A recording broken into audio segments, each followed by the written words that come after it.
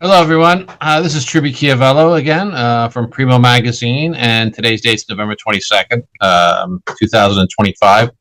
And I'm coming to you again from Washington, D.C. I hope all is well. Thanksgiving is coming up, and we all got to get out there and get the turkey and the stuffing and all the things we have to get together to make it a good holiday. So I want to wish you a happy Thanksgiving. And I'm coming to you today for a series I'm doing with Primo, looking at the presidents of the United States through the lens of Niccolo Machiavelli, and in particular the book that he wrote, The Prince. And in a previous video, you saw that and the focus is on the presidents who came after Dwight David Eisenhower. John F. Kennedy, Lyndon Baines Johnson, Richard Nixon, Gerald Ford, and Jimmy Carter. And what's unique about those presidents are that none of them completed 2 terms in office. It wasn't until Ronald Reagan, 20 years later, that Ronald Reagan in the 1980s was able to complete 2 terms in office. All the presidents previous of him, until Dwight David Eisenhower, they only completed 4 to 6 years, or even less than that, as president. And so the previous video, we saw the first of those presidents, John F. Kennedy. And when you're dealing with Machiavelli, all bets are off. He will look at anything as possible. And in that case, with Kennedy, we had to really look at the conspiracy theories that he was assassinated by a group of people within the government, and that Machiavelli would accept that viewpoint. And we wanted to look at why that might have happened, what Kennedy did and didn't do as his presidency, and why Machiavelli might have thought that probably he was killed by a group within the government. Kind of a serious situation. But this is just the lens through Machiavelli. He saw politics as crude, cynical, of course, but the key to it was to hold on to power. That was the name of the game. To hold on to power, because that was in the best interest of you as the prince or as the president or whoever. And that was also in the best interest of the country. Stability was the name of the game. You had to hold on to the political, to the state, to the way the government was functioning, hold on to the society. That was what was most important. And so you needed a person who was strong, who was respected, and who was well liked, and that would be the person who would give the orders. We don't really embrace Machiavelli as much as we should, I think, and that's unfortunate, because that really is what it's all about. We don't look at government that way as much as we probably should. And in the previous video, again, it was Kennedy. He was elected in 1960. He was young, charismatic, and then in November of 1963, he was assassinated. It was a very tragic, terrible event in the country's history. And then who took over? Well, that's the topic of today's video, and that was Lyndon Baines Johnson. Vice President Lyndon Baines Johnson.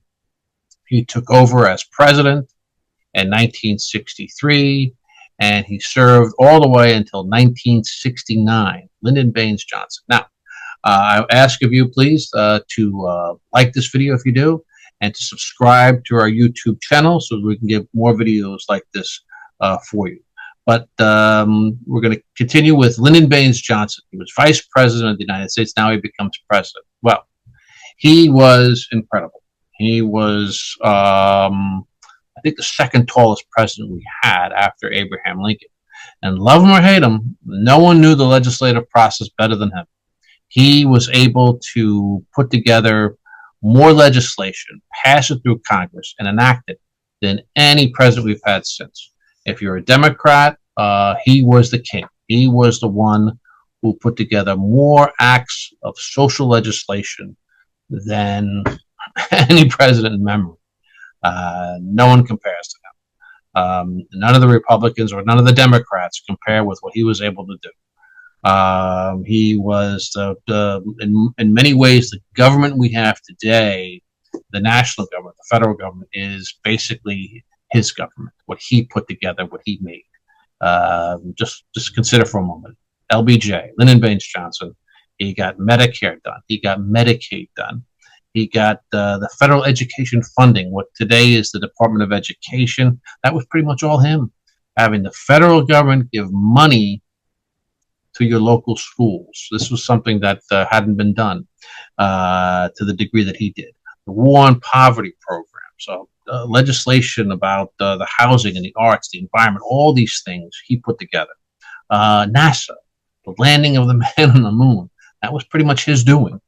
And at the same time, he's putting together this legislation and he's getting it through Congress. He's also fighting a war in Vietnam.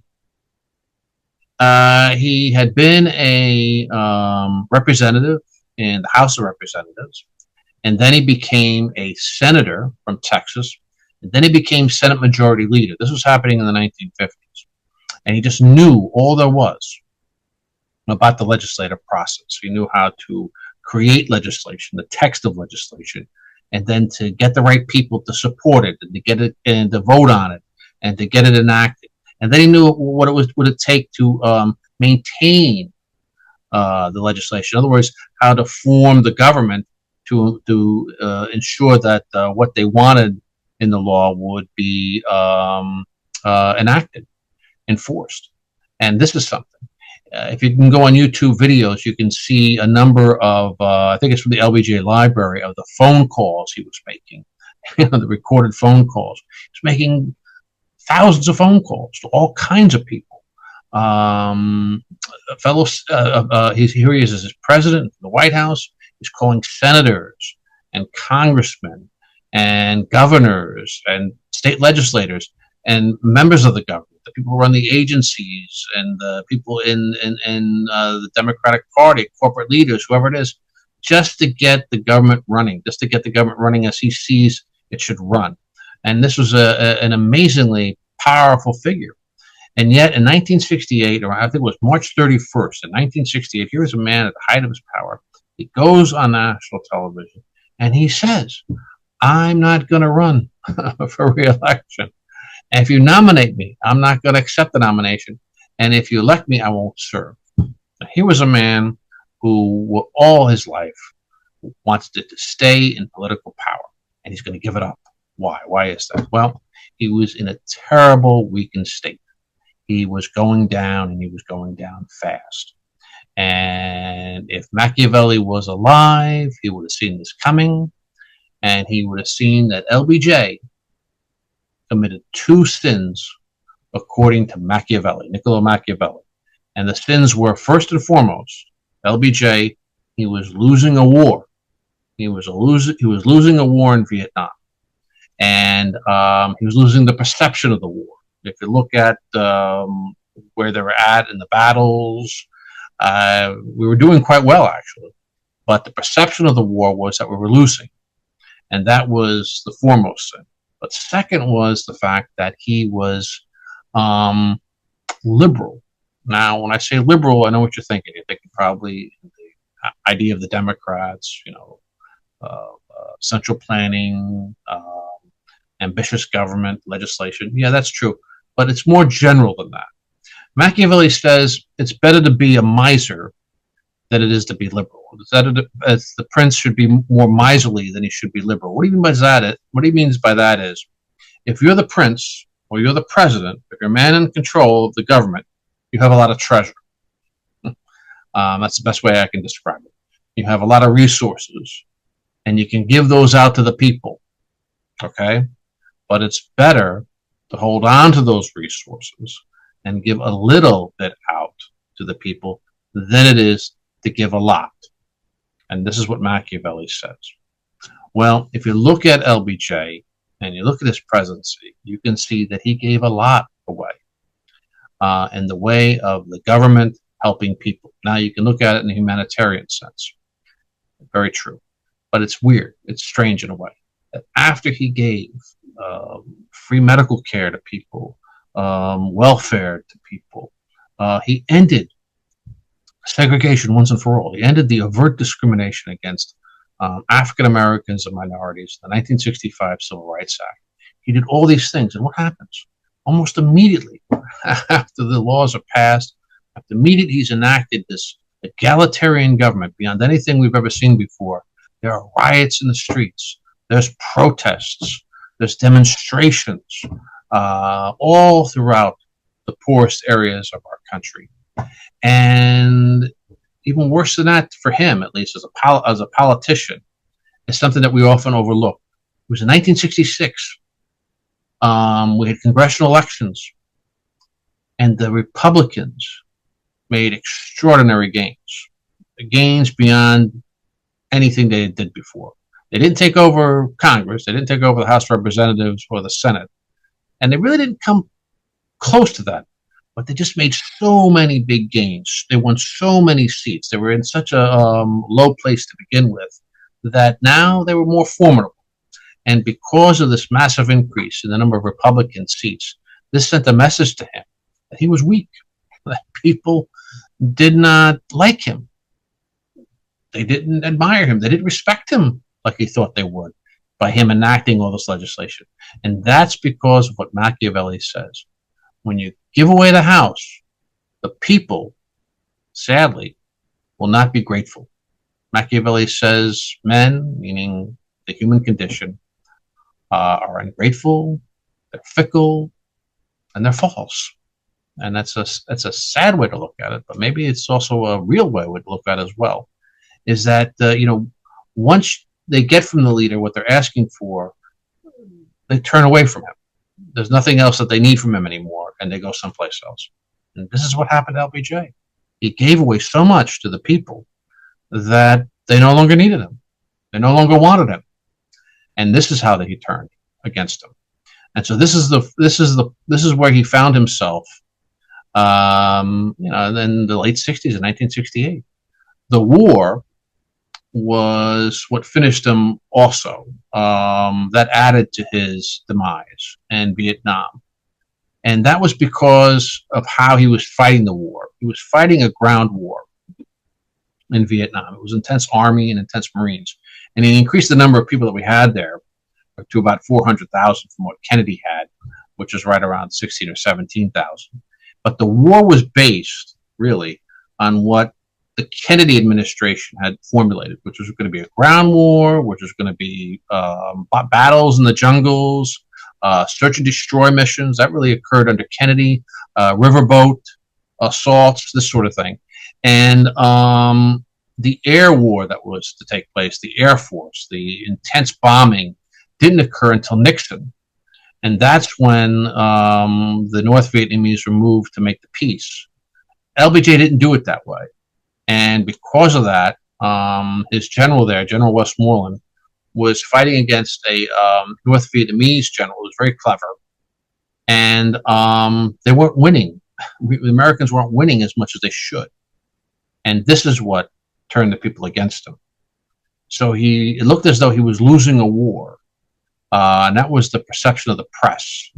And he wasn't able to combat that, which was strange. You would think that he could maybe ban the press or do something in order to turn that around, to turn the perception around. But he wasn't able to do that. And so because of that, he was losing the war. It looked like he was losing the war. And because of his liberality, because he had given so much away, here was a man who was about to fall. And where he was falling wasn't necessarily against the competition. Lyndon Baines Johnson was probably going to run, if he was going to run for re-election, he was probably going to run against Richard Nixon, the Republican. And the internal polls showed that he could beat Nixon. He could beat Rockefeller. He could beat Reagan, if Reagan was going to run. Reagan was still in his first term as governor in California. But it wasn't that got him. What got him was the classic Machiavellian scenario. It was the people in his own party. It was Robert F. Kennedy. It was others. They had begun to move in because they saw that he was in a weakened state. And that was what changed his mind, that the base that he had was no longer there. His fortuna, his good luck, his positive vision had run out. And therefore, he decided to vacate. He said that he didn't want to run for re-election also because he didn't think his health was going to last. And that, again, if we look at the previous video and how Machiavelli saw things, assassinations, executions, were not out of the ordinary. And you wonder if that was something that maybe LBJ was concerned about, or just generally speaking, that his health would just not last. He was famous for his drinking and for his appetites. You could even argue his gluttony, and maybe that and the stress of the job might have been too much for him. But that might have also been something for him to consider why he didn't run. It just shocked the nation when you think about it. It happened on March 31st. And then I think, 4 or 5 days later, Martin Luther King was assassinated. I mean, just imagine that. Within a week, these big events occurred in that country's history at that time. What a year, 1968. And what a president. Love him or hate him. LBJ was truly the dynamo of politics. He just was able to get a lot done in a short period of time. But maybe he got too much done. that might have hurt him. It's better, if Machiavelli was there to advise him, it's better to gradually give people the things they need, not all at once. Perhaps pace it out. You passed the 1965 Civil Rights Act. Maybe give Medicare, but then hold on to Medicaid, hold on to the other things until you're reelected. And then you can give people those attributes, those benefits. That's the way to look at it. You want to hold on to power. That's the name of the game. And if you give away the house, if you give away the kingdom, you're doomed. And that's something that Machiavelli writes about, the prince. And that's what happened to LBJ, besides his loss in the war in Vietnam. Vietnam took down LBJ. It took down Kennedy, if you believe the conspiracy theories. And then it goes on. It takes down some of the other presidents as well. We'll see that in the next videos. But anyway, I want to thank you very much for tuning in. Machiavelli, read his book, The Prince, if you can.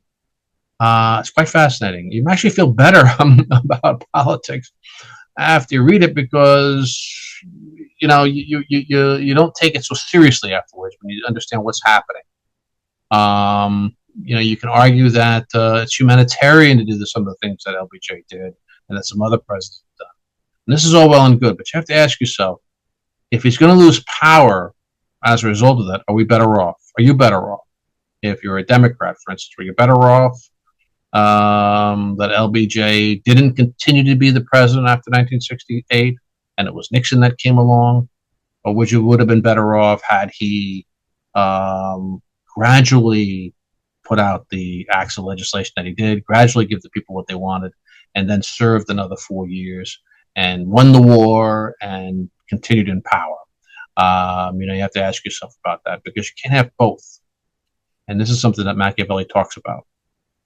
So, we'll talk about other presidents down the road. The next up is going to be Richard Nixon. He's another Machiavellian character, a political tragedy, just like LBJ. But they did serve the country. They were presidents, and this is something to consider. So I want to thank you very much for tuning in. Happy Thanksgiving. If I don't see you again before Thursday coming up, and please, if you like this video, please like it, and please share it, and please subscribe to our channel, PrimoMagazine. Thank you very much for tuning in. All the best. Thanks.